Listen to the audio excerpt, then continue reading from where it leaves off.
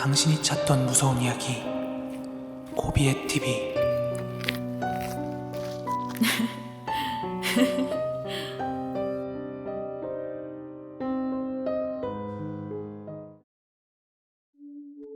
제가 대학교 2학년 때 저랑 정말로 친하게 지내던 사촌동생이 하나 있었거든요.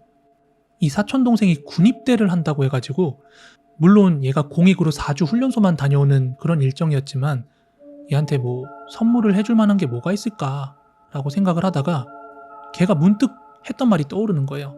아, 자기는 다 좋은데 뭔가 두상이 안 예뻐서 걱정이라면서요. 그렇게 혼잣말한 게 생각이 나더라고. 그래서 제가 걔한테 가발 같은 거 한번 선물해주면 괜찮겠다 라고 생각을 했어요.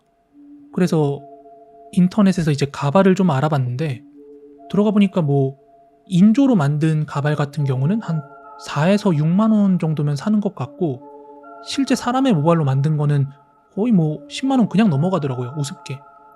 근데 당시에 저는 굉장히 자금난에 막 허덕이고 있었기 때문에 어떻게 좀 저렴하게 구할 수 없을까 하고 생각을 하다가, 우연히 제가 살던 동네를 이렇게 돌아다니다가 이제 문득 가발 파는 집을 봤어요. 그런데 그 가발 상점에서 제가 남자 가발 하나를 좀 저렴하게 샀어요. 근데 그 가발이 투블럭 스타일의 약간 펌기가 들어가 있는 그런 가발이었고, 그때 제 기억으로는 가발 진짜 싸게 샀거든요. 거의 치킨 한 마리 가격 정도의 그 가발을 샀는데, 물론 중고였어요, 중고. 그렇지만 싼 게 비지떡이라고, 아무래도 이게 중고다 보니까 가발 끝부분이 뭔가 불에 끌린 것처럼 조금 타져 있는 것 같아가지고 제가 끝을 약간 손질을 하긴 했어요. 그렇게 가발을 사놓고 일단 딱히 둘 곳이 없어가지고 그 집에 있는 스탠드 있거든요. 거기다가 가발을 이렇게 걸어놨어요. 그냥 대충 바닥에 흩뿌려 놓으면 그 가발이 문어 시체 마냥 쫙 이렇게 퍼지는 스타일이라서 그 가발 살 때도 모양을 좀 갖춰서 걸어놔야 된다고 하더라고요. 그 판매점에서. 그리고 때는 그 훈련소에 갔던 동생이 이제 훈련소 갔다가 우리 집에서 같이 살 때였어요.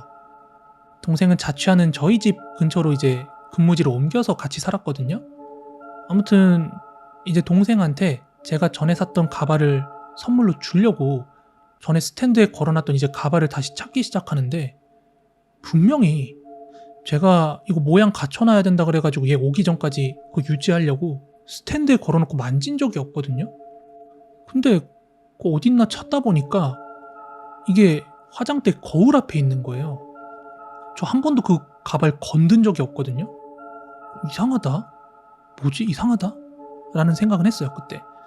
근데 어쨌든 가발을 찾았으니까 동생한테 선물을 해줬어요. 야, 두상 때문에 자꾸 막 뭐라 했잖아. 이거 한번 써봐. 선물 줬는데 얘가 좋아하더라고요. 그리고 동생한테 그 가발을 씌워놓고 잠깐이지만 제가 이제 미용을 배운 적이 있어가지고 좀 어색하지 않게 동생한테 조금 더 잘 어울리게 이렇게 손질을 해줬거든요. 아주 마음에 들어 하더라고요. 그런데 문제는 그때부터였습니다. 평소에 뭐 건강적인 문제가 하나도 없던 동생이 그 가발을 쓰고 다닌 뒤부터 막 두통이 심하다는 거예요. 근데 가발이 문제라고 하기에는 좀 뭐한 게, 이게 똑딱이 형식으로 머리카락으로 고정하는 그런 가발이었거든요. 만약에 아프다고 한들 이게 뭐 두피가 아프거나 그래야 되는데, 동생이 말하기를 머리를 누가 발로 밟는 것 마냥 막 이렇게 통증이 느껴진대요. 근데 문제는 그 가발을 벗어도 이런 현상이 계속 지속이 됐다는 거죠. 그래서 동생이 그때 공익을 하던 그 근무지에서도, 야, 너 그거 혹시 뭐 뇌종양이나 심각한 문제일 가능성도 염두를 해둬라. 그러면서 너 큰 병원 가서 검사는 받아봐 해서 CT인지 MRI인지 뭐 그런 검사까지 받았어요. 근데 병원에서는 별다른 이상이 없다고 그러고, 그래서 가발을 벗고 한동안 이제 모자를 쓰고 다녔는데, 저는 그때 제가 가발을 버리지 못한 게 너무 후회돼요, 지금도. 진짜.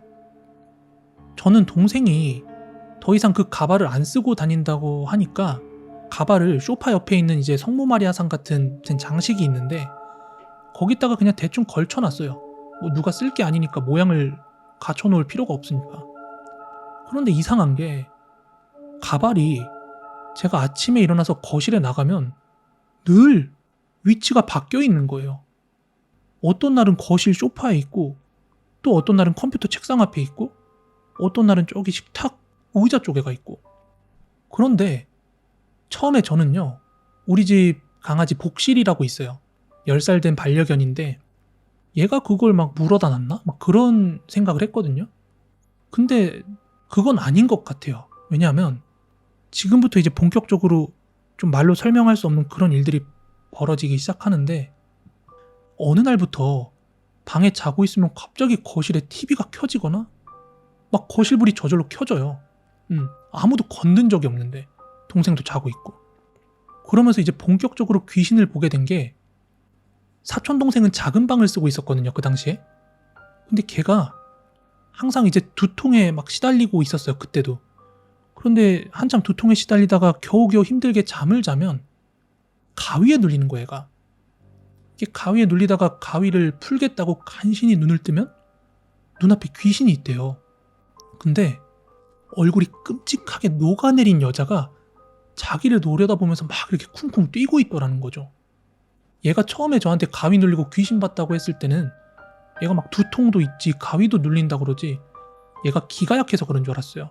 그래서 오리탕도 먹이고 몸보신 한다고 이제 한약까지 지어서 먹였는데 계속해서 이 두통이랑 가위 눌림이 해소가 안 되는 거예요. 막 헛것도 보고 얘가. 그때 걔가 키가 162에 몸무게가 한 51kg 정도 나갔거든요. 근데 정말 급속도로 한 45kg까지 빠지는 거예요. 아무리 남자애가 키가 작아도 몸무게 45kg까지 빠지면 진짜 말라 보이거든요. 또 그렇게 딱 안 좋아지는 게 눈에 딱 보였어요, 제 눈에도. 그러던 중에 이제 갑자기 저까지 귀신을 보게 된 거예요. 언제였냐면은 제가 추석 명절을 쇠고 와서 그날은 집에서 일찍 잠에 들었거든요. 근데 거실에서 또 이상한 현상이 발생하는 거예요. TV가 저절로 켜져서 소리가 나고 있는 거예요. 게다가 뭔가 쿵쿵쿵쿵 하면서 마치 윗집에서 층간소음 내는 것 같은 그런 소리가 들리더라고요. 아까 전에 말했던 우리 집 복실이 있죠. 얘가 평소에 절대 안 짖는 앤데 그날따라 너무 소란스럽게 막 멍멍멍멍 짖어대길래 이거 뭔가 도둑 들었나? 순간 그런 생각을 하고 그 제 방에 그냥 손에 쥐는 몽둥이 같은 거 들고 거실로 나갔죠. 그렇게 제 방에서 조용히 문을 열고 슬금슬금 거실로 나갔는데 거실 탁자 위에요, 흰 블라우스를 입은 어떤 여자가 천장에 머리를 쿵쿵 박아댈 정도로 막 이렇게 제자리 뛰기를 하고 있는 거예요. 거실에서. 너무 겁이 나가지고 그 순간 못 본 척하고 시선을 피했거든요. 근데 그 베란다 유리창에 그 여자 얼굴이 비치는 거예요. 근데 그 얼굴이 진짜 흉측하게 완전히 다 녹아서 일그러진 것 같은 여자가 입이 귀에 걸릴 정도로 막 웃고 있는 거예요. 콩콩콩 뛰면서. 저는 제가 그때 진짜 무슨 대처를 못 하겠더라고요. 그러다가 그 여자가 콩콩 뛰는 걸 탁 멈춰요, 어느 순간. 그러더니 목이 360도로 씩 돌더니 저랑 눈이 마주치대요.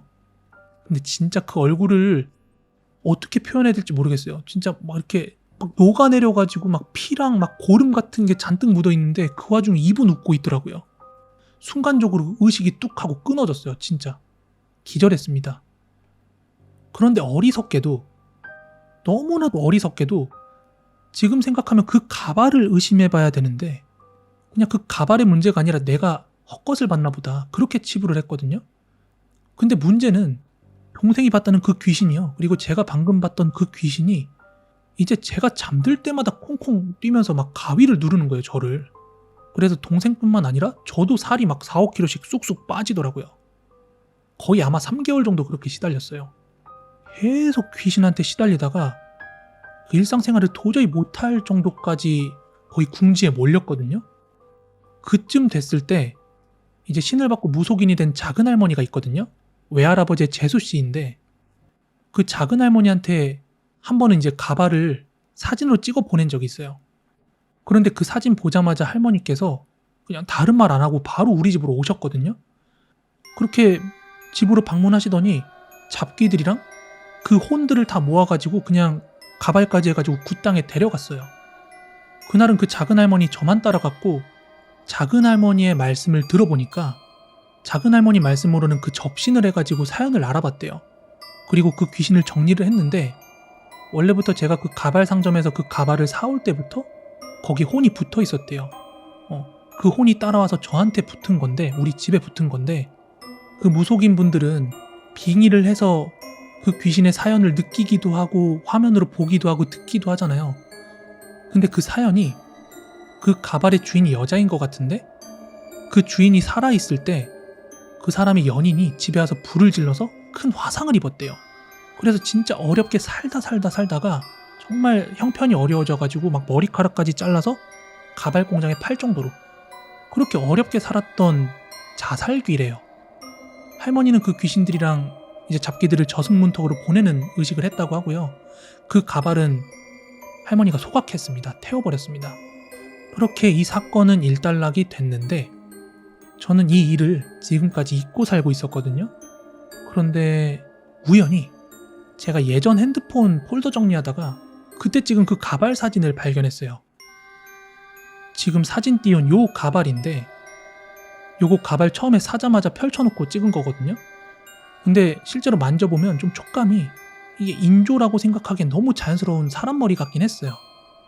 그리고 거기 가발 가게 주인도 이 가발이 자기도 되게 싸게 중고로 파는 거다. 그 외에는 그 어떤 말도 안 해줘가지고 좀 꺼림칙했는데 문득 생각이 나서 한번 이야기를 해봅니다.